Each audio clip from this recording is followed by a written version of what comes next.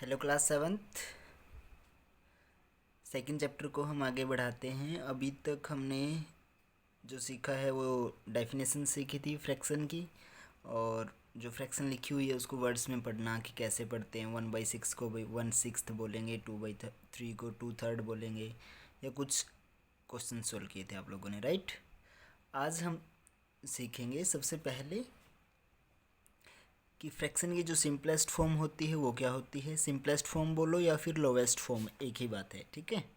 उसके बाद mix fraction क्या होती है, प्रॉपर एंड इम्प्रॉपर फ्रैक्शंस कौन से होते हैं, और उसके बाद कन्वर्जन कि कैसे हम मिक्स से इम्प्रॉपर में, या फिर एंड वाइस वर्सा का मतलब है कि इम्प्रॉपर से मिक्स में, यानी कि उल्टा, जो पहले बताया गया उसका उल्टा, vice versa. Next, so simplest form of a fraction. सबसे पहले तो सिंपलेस्ट फॉर्म क्या होती है, जैसे कि मान लीजिए हमारे पास क्या है, आपको एक फ्रैक्शन दे दी गई है 5/20। तो इसकी जो सिंपलेस्ट फॉर्म होने वाली है वो होने वाली है 5 1 जा 5, 5 4 जा 20, यानी कि 1/4। तो ये जो 1/4 है ये क्या है, 5/20 की सिंपलेस्ट फॉर्म है। और एग्जांपल लीजिए, जैसे कि हमारा है 108 डिवाइड बाई,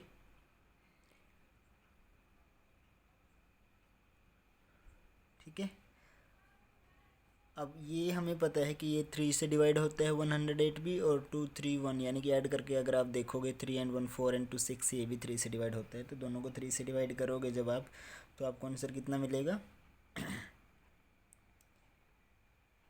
3 6। और इधर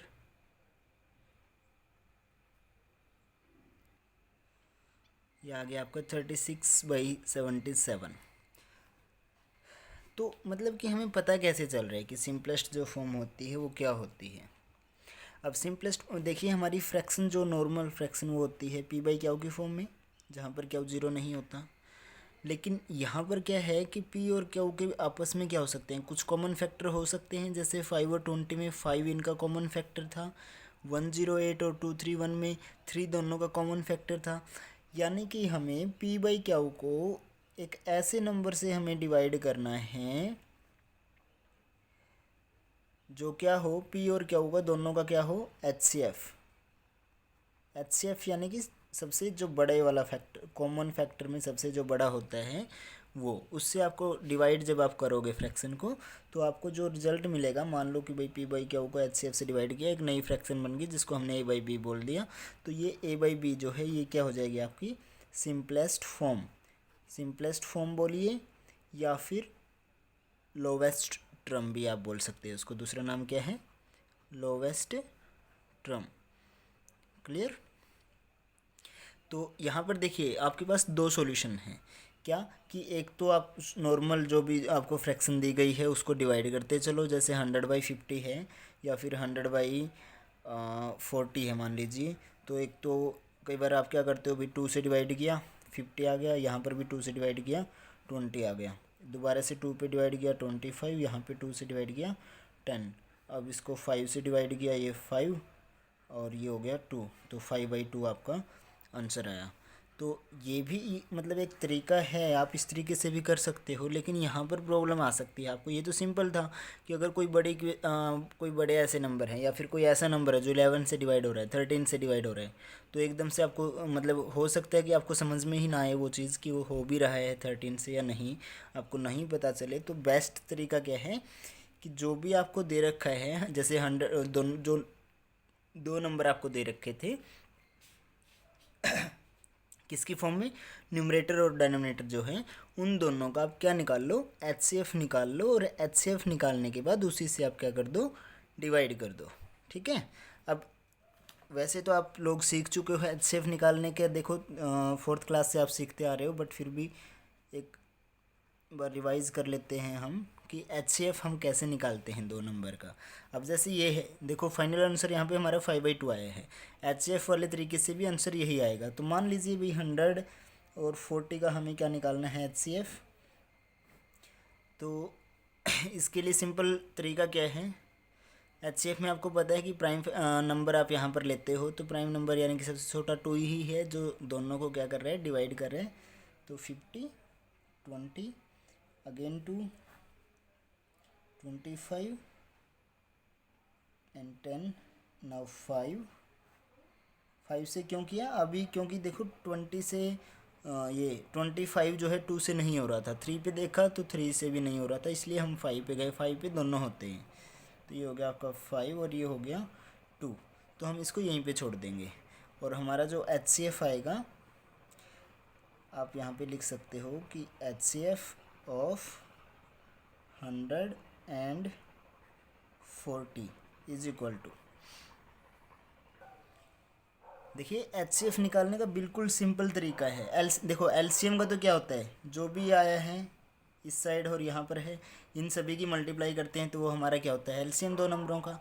लेकिन जब आपको HCF निकालना है तो आपको सिर्फ इनकी मल्टीप्लाई करनी है, यानी कि इस तरीके से जो आया है। और ये हमने यहाँ पे आकर के क्यों छोड़ दिया, ये वहाँ तक हम लेकर के जाएंगे जैसे इनको सोल्व करते आए थे। अब आप सोच रहे होंगे कि यहाँ पे 5 और यहाँ पे 2 ला करके इनको 1 1 कर देते हम, नहीं, क्यों, आपको ये वहाँ पे छोड़ देना है भाई। अगर दो नंबर हैं, क्योंकि फ्रैक्शन की फॉर्म में तो हर बार आपके दो ही नंबर होने वाले हैं, जहाँ पर वो दोनों ऐसे नंबर आ जाएं कि भाई उन दोनों का आपस में एक भी कॉमन फैक्टर ना हो, यानी कि इन दोनों का एक भी 5 और 2 का कोई भी कॉमन फैक्टर नहीं है ना।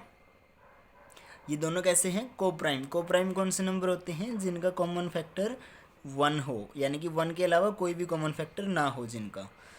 तो हमें ये वहाँ तक सोल्व करना है इस तरीके से जहाँ पर आपका क्या ना आ जाए, ऐसे नंबर ना मिल जाए आपको जो आपस में जिनका कोई भी एक भी आपको ऐसा नंबर ना मिले जो दोनों को डिवाइड करता हो। तो वहाँ पर उनको एज इट इज़ छोड़ देना है, ना कि आगे उसको सोल्व करना है भाई 5 से करेंगे दोबारा से 1 और 2 लिखेंगे फिर 2 से करेंगे, ऐसे नहीं करना है, ठीक है। तो उस केस में आपने ऐसे करने के बाद HCF जो लिखोगे, HCF क्या आ जाएगा, जो यहाँ पर है ना आपका, सिर्फ ये बाहर की तरफ 2 2 एंड 5, तो इनकी आपस में मल्टीप्लाई, यही क्या हो जाएगा आपका HCF। 2 2 जा 4 एंड 5 जा 20, 20 हो गया ना। तो अभी आप लिख सकते हो कि सिंपलेस्ट फॉर्म ऑफ किसकी, आपको क्या दे रखा था 100/40, 100/40, तो उसको क्या कर दो 20 से डिवाइड कर दो। 100/40 इज, यहाँ पर लिखना आपको, अब करना है यहाँ पर आपको डिवाइड 20 से डेनोमिनेटर को भी और न्यूमरेटर को भी। हमें पता है कि 100 को जब आप 20 से डिवाइड करोगे तो कितना आएगा 5, और 40 को 20 से करोगे तो कितना आएगा 2। तो देखिए 5/2, यहाँ पर भी कितना आया था 5/2, यहाँ पर एक ही स्टेप में एक बार डिवाइड करने से ही आ गया। और बस हमने किया क्या है, HCF निकाला है। तो HCF का आप जो पहले तरीका आपने सीखा है पिछले क्लासेस में, डिवीजन मेथड जो है आपका ये वाला, कि पहले अंदर बड़े को डालते हैं बाहर छोटा, 40, 2 पे गया 80, कितना आया 20। अब जो रिमाइंडर बचा उसको हम दोबारा से क्या बना लेंगे, डिवीज़र, और अंदर डिवाइडेंड के रूप में क्या ले आएंगे, जो पहले वहाँ पर था, जो पहले डिवीज़र था। और कब तक करेंगे ऐसा, जब तक अगर कुछ आपको ऐसा ना मिल जाए जो इसको एग्जैक्ट डिवाइड करे। तो रिमाइंडर कितना आ गया 0, जिस केस में रिमाइंडर 0 आया है तो उसका उस केस में जो आपका डिवीज़र था वो क्या हो जाएगा आपके लिए HCF, ठीक है। तो आप ये भी तरीका यूज़ कर सकते हो, ये भी यूज़ कर सकते हो, आपकी मर्ज़ी है। तो इस केस में भी HCF 20 आया है। जो HCF आ गया, फ्रैक्शन को न्यूमरेटर को और डेनोमिनेटर को दोनों को उससे क्या कर दो, अलग अलग से डिवाइड कर दो, तो वही आपकी क्या हो जाएगी, सिंपलेस्ट फॉर्म या फिर lowest term of A given fraction.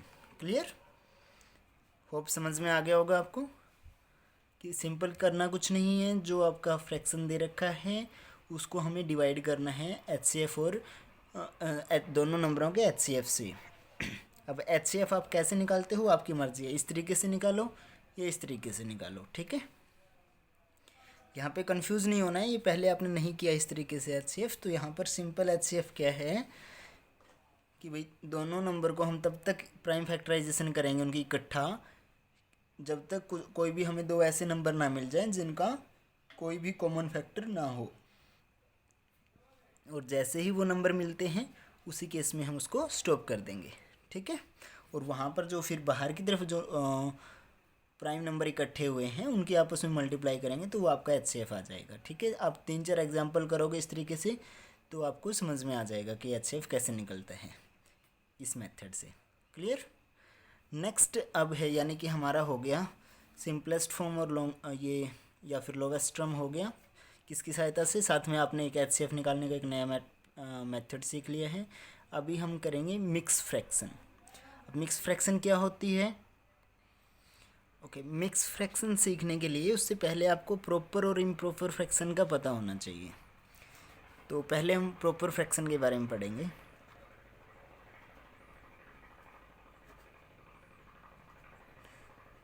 Proper fraction क्या होती है? आप देखिए फ्रैक्शन किसकी फॉर्म में होती है, a/b या p/q, राइट। तो प्रॉपर फ्रैक्शन हम क्या बोलेंगे, जब हमारा a क्या है, छोटा है किससे, b से, तो उस केस में हम क्या बोलेंगे कि वो क्या है, प्रॉपर फ्रैक्शन है। यानी कि 3/4, 4/5, 7/10, 9/12, ये जो सभी फ्रैक्शन हैं ये सभी कैसी हैं, प्रॉपर फ्रैक्शन। यानी कि प्रॉपर फ्रैक्शन में क्या हो गया, जो न्यूमरेटर है आपका वो क्या होता है, छोटा होता है किससे, डिनोमिनेटर से, तो उसको हम बोलते हैं प्रॉपर फ्रैक्शन। उसके बाद इम्प्रॉपर फ्रैक्शन। इम्प्रॉपर फ्रैक्शन कौन सा हो गया, इसका उल्टा। भी फ्रैक्शन हमारी a/b है, तो जहाँ पर a बड़ा है किससे, b से, तो उसको हम क्या बोलेंगे, इम्प्रॉपर फ्रैक्शन। जैसे कि 7/6, 5/3, 11/2, 121/53, इस टाइप की जो भी फ्रैक्शन हैं ये सभी क्या हैं, आपकी इम्प्रॉपर फ्रैक्शन। क्लियर। अब आपके मन में क्वेश्चन आ रहा होगा कि जहाँ पर a/b के केस में a इक्वल है b के, जैसे कि फॉर एग्जांपल अगर हम बात करें 5/5 या 6/6, भाई ये कैसी फ्रैक्शन है, क्योंकि फ्रैक्शन तो ये हैं, ये भी किसका पार्ट है, मतलब किस में इंक्लूड होती हैं, इम्प्रॉपर फ्रैक्शन में। ठीक है, तो यानी कि इम्प्रॉपर फ्रैक्शन की डेफिनेशन क्या हो जाएगी, भाई a या तो b से बड़ा है या फिर इक्वल है, तो इसको हम बोलते हैं a is greater than equal to b। जहाँ पे हमने ग्रेटर का और इक्वल का साइन इकट्ठा लगा दिया, तो ये साइन इसी तरीके से होता है, सीधा नहीं लगेगा इक्वल का, ये ग्रेटर देन इक्वल टू का साइन होता है। तो यानी कि a या तो b के इक्वल हो या b से बड़ा हो, तो उस केस वो वाली जो फ्रैक्शन होगी उसको हम क्या बोलेंगे, इम्प्रॉपर फ्रैक्शन। अब हम सीखते हैं कि जो मिक्स फ्रैक्शन होती है वो क्या होती है। Mixed fraction.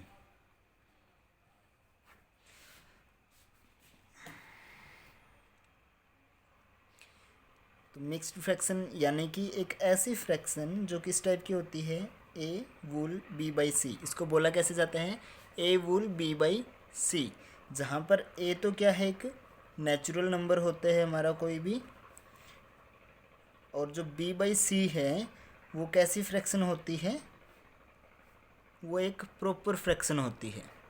क्या होती है, प्रॉपर फ्रैक्शन, इम्प्रॉपर नहीं हो सकती। यानी कि अगर आप ये लिख रहे हो 2 वुल 1/3, तो ये ठीक है, ये एक मिक्स फ्रैक्शन है। भाई क्यों, 2 क्या एक नेचुरल नंबर है, 1/3 कैसी है, प्रॉपर। प्रॉपर में क्या होता है, न्यूमरेटर छोटा, तो बिल्कुल ठीक है। नेक्स्ट जैसे कि 5 वुल 3/7, ये बिल्कुल एक कैसी है, प्रॉपर मिक्स फ्रैक्शन है हमारी। उसके बाद 2 वुल 1/3, ये भी क्या है, एक मिक्स फ्रैक्शन है। लेकिन 5 वुल 3/2, this is not a mixed fraction. ये क्या है, मिक्स्ड फ्रैक्शन नहीं है। क्यों, क्योंकि मिक्स फ्रैक्शन का जो ये वाला पार्ट होता है हमारा, फ्रैक्शनल पार्ट जो होते हैं, ये क्या कैसा होता है, प्रॉपर। और 3/2 किसका एग्जाम्पल हो गया, इम्प्रॉपर का, तो इसलिए हम इसको मिक्स फ्रैक्शन नहीं बोलेंगे। तो ऐसा कोई मिक्स फ्रैक्शन नहीं होता इस टाइप का। क्लियर। तो अभी आपकी फ्रैक्शंस क्लियर हो गई हैं, प्रॉपर, इम्प्रॉपर और मिक्स्ड।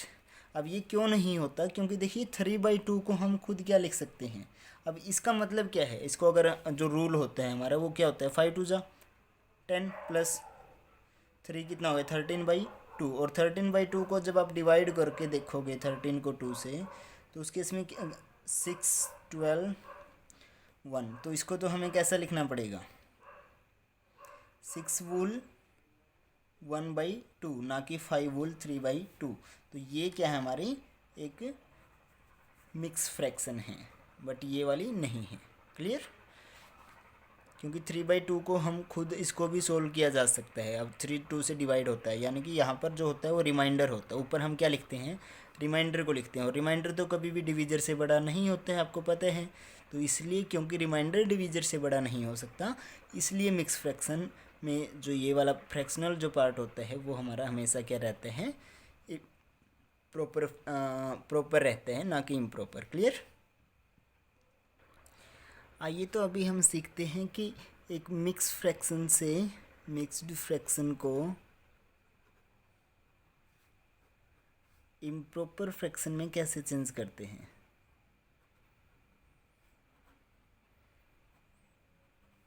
क्लियर? मान लीजिए कि आपको मिक्स फ्रैक्शन दे रखी है कोई 11 वूल 3/7, ठीक है। तो इससे आपको बनानी है इम्प्रॉपर फ्रैक्शन। तो हम क्या बोलेंगे, लिखेंगे कैसे फिर कॉपी में कि given mixed fraction equal to क्या है, 11 वूल 3/7। क्लियर? नेक्स्ट हमें किस में चेंज करना है, इम्प्रॉपर फ्रैक्शन। सो यहाँ से क्या हो जाएगा, इम्प्रॉपर फ्रैक्शन इसके लिए क्या हो जाएगी, रूल क्या होते हैं, जो आपको बिल्कुल नीचे दिखाई दे रहे हैं उसको क्या करना है, उसको और जो वूल यानी कि जो नेचुरल नंबर है आपका, फ्रैक्शन का डेनोमिनेटर और जो नेचुरल नंबर है उनकी आपस में क्या करनी है, मल्टीप्लाई। यानी कि 7 × 11। इस केस में जो न्यूमरेटर है उसको क्या करना है आपको, ऐड, और डिवाइड में क्या रखना है साथ में, जो आपका पूरी यहाँ पर जो प्रॉपर फ्रैक्शन वाला जो पार्ट था उसका जो डिनोमिनेटर था वही एज इट इज़ आपको नीचे रखना है। ठीक है? क्या किया हमने, सिंपल डिनोमिनेटर की मल्टीप्लाई किसके साथ की है, वोल नंबर के साथ, और उसको साथ में क्या किया हमने, मल्टीप्लाई, इन दोनों के आपस में मल्टीप्लाई, और ऐड कर दिया हमने क्या, जो हमने न्यूमरेटर लिखा है वो वाला, divide by as it is. वहाँ पर भी 7 था तो यहाँ पर भी 7। क्लियर? तो अब इसको सोल्व कर लो। सोल्व करने का आपको तरीका पता ही है, रूल क्या होता है हमारा, ये रूल है। तो यहाँ पर हमें पहले क्या करना है, मल्टीप्लाई, इन दोनों की पहले मल्टीप्लाई करेंगे, कितना हो जाएगा, 77 + 3 डिवाइड बाई 7। अब इनको ऐड करेंगे, कितना हो जाएगा, 80 डिवाइड बाई 7। ये क्या हो गया हमारा आंसर, जो कि क्या हो गई, इम्प्रॉपर फ्रैक्शन हो गई ना। तो जब कभी भी आप मिक्स फ्रैक्शन को सोल्व करोगे तो ये 100% श्योर हो आप कि आपका जो आंसर आएगा वो क्या आएगा, इम्प्रॉपर फ्रैक्शन ही आएगी। ठीक है? सो ये हमारा तरीका हो गया क्या करने का, मिक्स फ्रैक्शन को इम्प्रॉपर में चेंज करने का। सिंपल तरीका है, पिछले साल भी आप सीख चुके हो। क्लियर? इस तरीके से आप फिर कॉपी में इसको करोगे।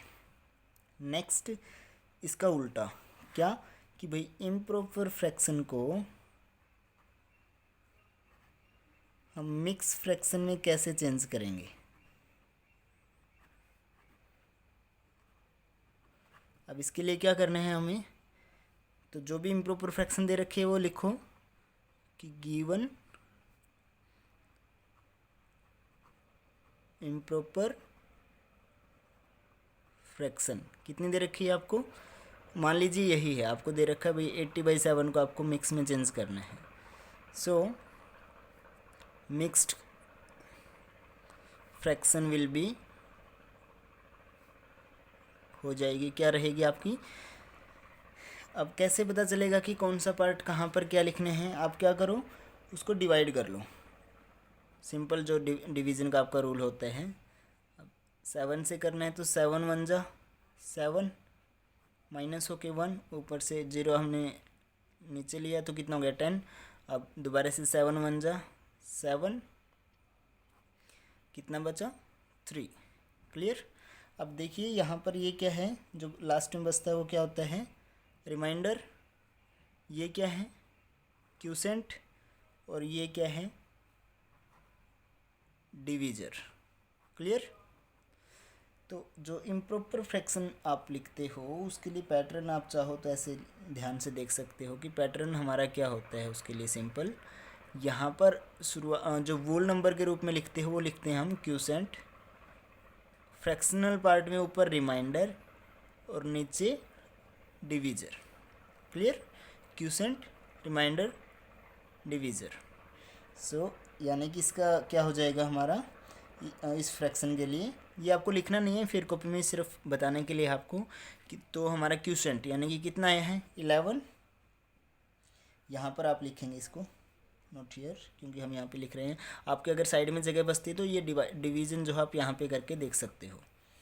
11 वोल ऊपर रिमाइंडर कितना है 3 बाई कितना, जिससे हमने डिवाइड किया था एज इट इज डिवीज़र 7।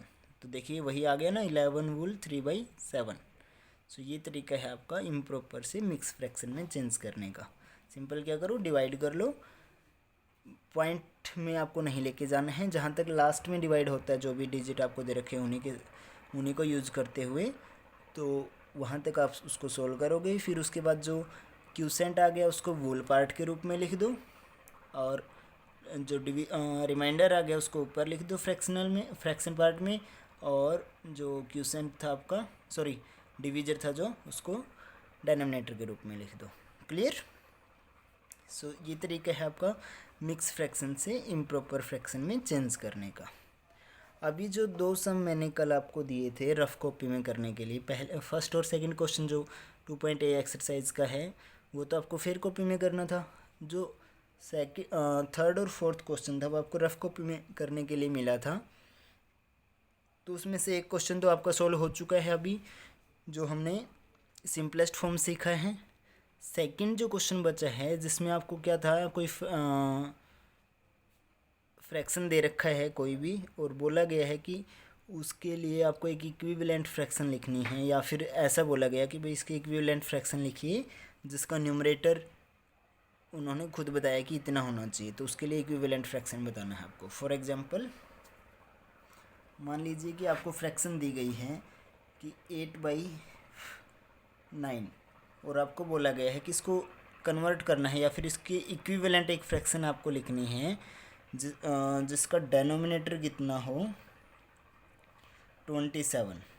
ठीक है, तो हम क्या करेंगे, 8/9 इज इक्वल टू, वहाँ पर आप लिख दो इक्वल टू, डेनोमिनेटर कितना करना है आपको 27, तो यानी कि डेनोमिनेटर नीचे वाला पार्ट होता है। नेक्स्ट एक इसकी इक्वल में एक फ्रैक्शन ऐसे लिख दो जिसका डेनोमिनेटर तो कितना है 27, और ऊपर कितना लिख दो x। ठीक है, वही तरीका जो आपने सेकंड क्वेश्चन में यूज़ किया है वही यहाँ पर करना है। अब क्या लिखो, वही कि because these are equivalent fraction,